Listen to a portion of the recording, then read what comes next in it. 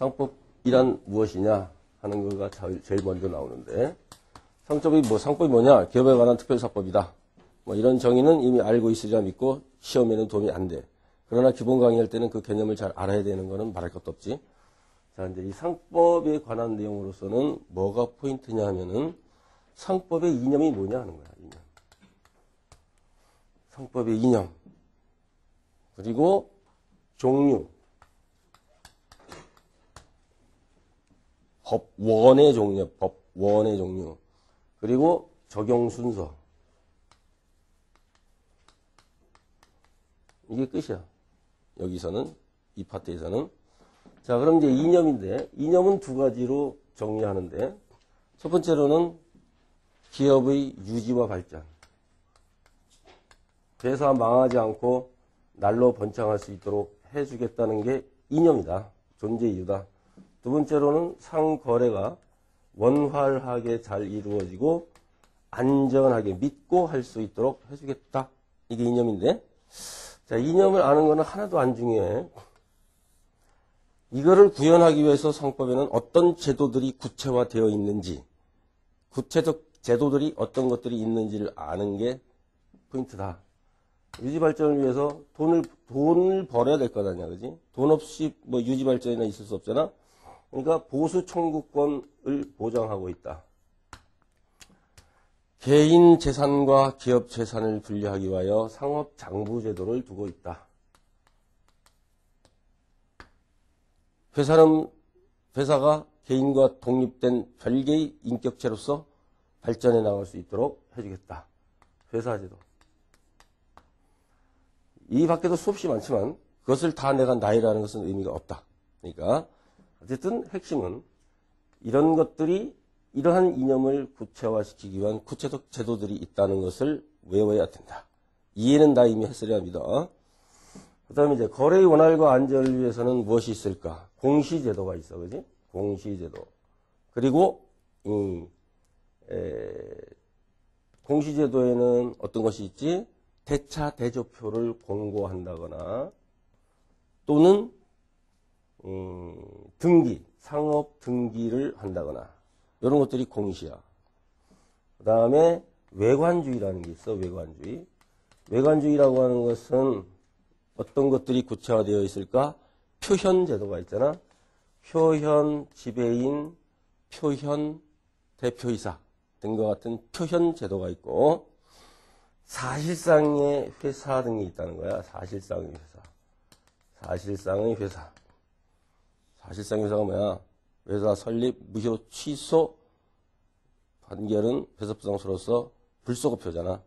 그러니까 이걸 사실상 회사라고 그러잖아.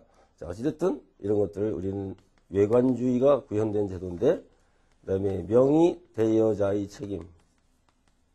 이런 것들이 전부 여기에 속하는 것으로서 이거다. 알았죠? 이런 것들이다. 그 다음에 간이신속이라는 게 있어, 그지?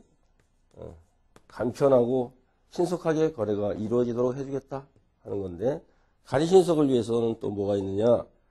대리인의 대리 방식이 비현명주의다. 비현명주의. 이런 것들이야. 알았죠? 반드시 기억하고 외워야 될 것들만 정리했습니다. 아시겠죠? 응? 처음 들어보는 내용은 없을 거야. 이걸 어떻게 정리하느냐가 문제인데 반드시 이렇게 정리해둬야 돼. 그 다음에 상법의 법원인데, 상법의 존재 형식 또는 재판 규범, 이런 뜻이야, 그지? 자, 이 종계는 어떤 것들이 있을까? 여러 가지가 있지, 그지? 재정법이 있다거나, 또는 관습법이 있다거나, 또는 자치법이 있다. 이런 것들이 있어, 그지? 이런 것들이 있다.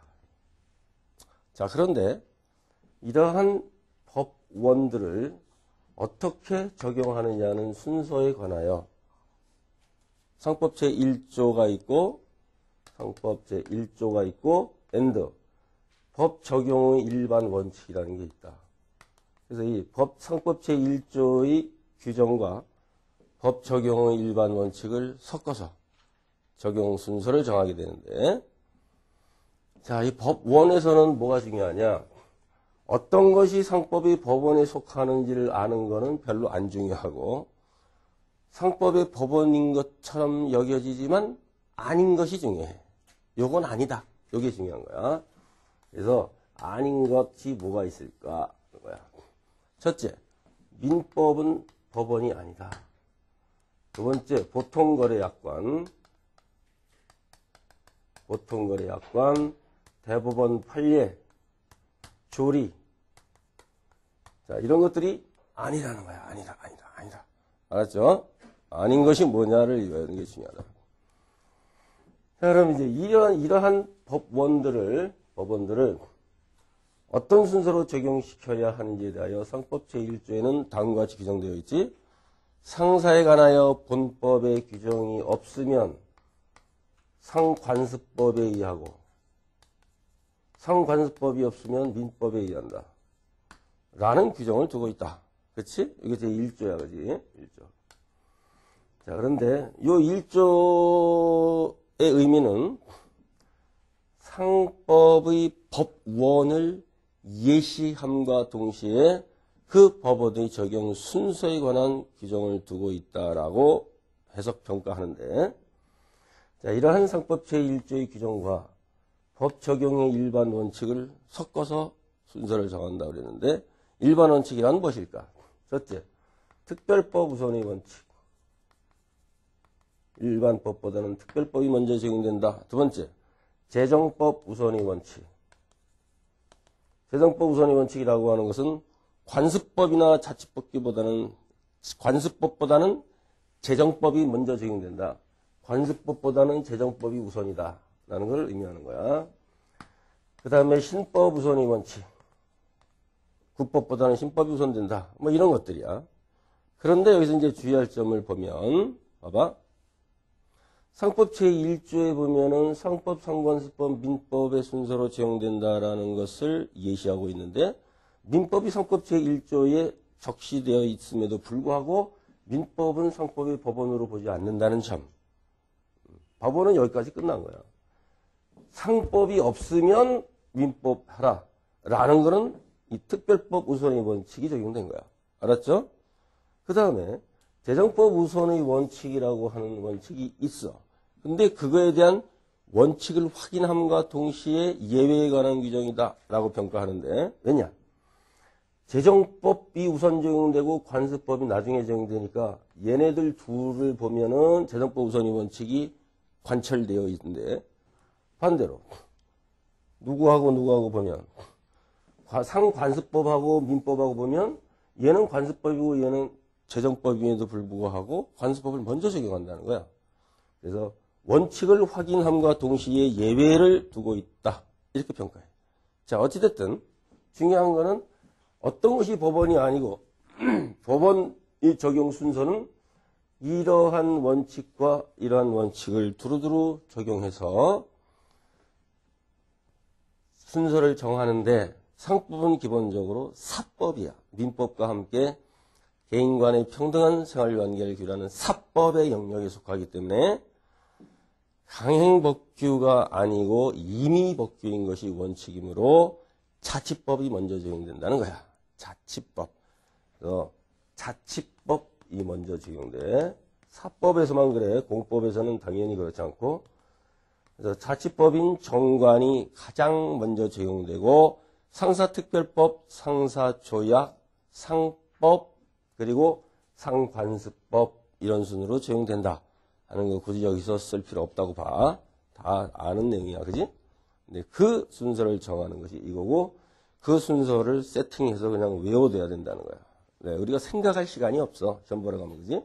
외워야 될 거 일단 외워서 바로 보자마자 찍고 고민하는 건 한두 문제 정도밖에 안 나와야 돼. 그지? 연구할 시간은 없다. 자, 어쨌든 그래서 상법에 관한 내용들을 정리하면 이렇게 두 가지인데, 이념이 무엇이냐?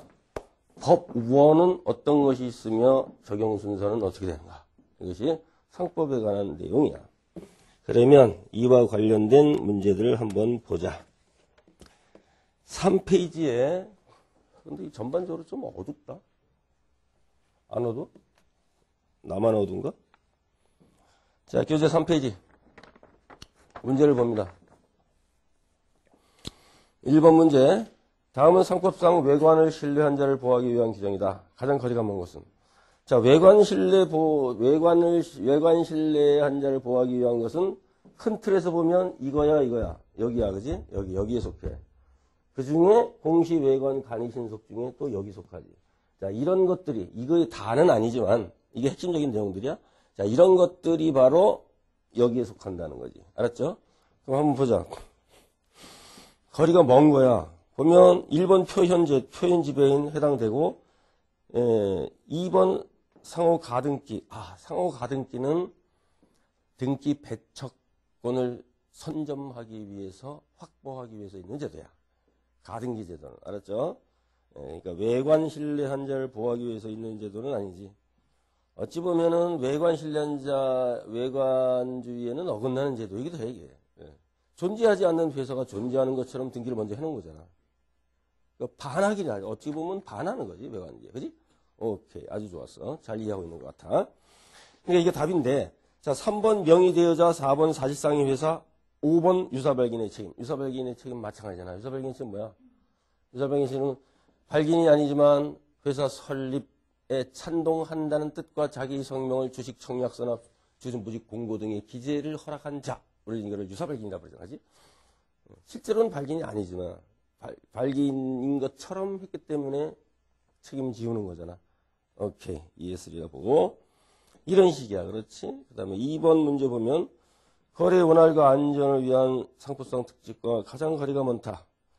자, 1, 2, 3, 5는 전부 다 거래의 원활과 안전을 위해서 있는 다 여기에 속하는 것들이야. 그지? 자, 그런데 4번 보면 격지자 간 승낙기간을 정하지 않은 청약에 대한 승낙의 발신주의 했는데 수신주의야, 수신주의. 이게 무슨 말이냐면 좀 이따 이제 계약의 상사 계약의 청약에 대해서 할 건데 이제 상법 통칙 그래가지고 상행위 통칙 그래가지고 민법에서 계약이 체결되는 것하고 상사 계약이 체결되는 것이 다르다는 것을 이야기하는 거야, 그지? 그러니까는 요컨대 이게 발신주의가 아니고 수신주의인데 무슨 말이냐? 청약의 효력이 언제 소멸되는지에 대하여 청약을 받은 자가 언제까지 즉시 또는 상당 기간 내에 승낙의 의사를 표시하지 않으면 청약의 효력이 소멸한다라고 되어 있다가 발신주의였다가 수신주의로 바뀌었다는 건지 어떻게? 청약을 한 사람 입장에서 청약의 상대방으로부터 승낙의 통지를 받지 못하면 으로 바뀌었어. 받지 못하면 수신주의잖아. 알았죠? 그래서 발신주의가 아니고 수신주의다.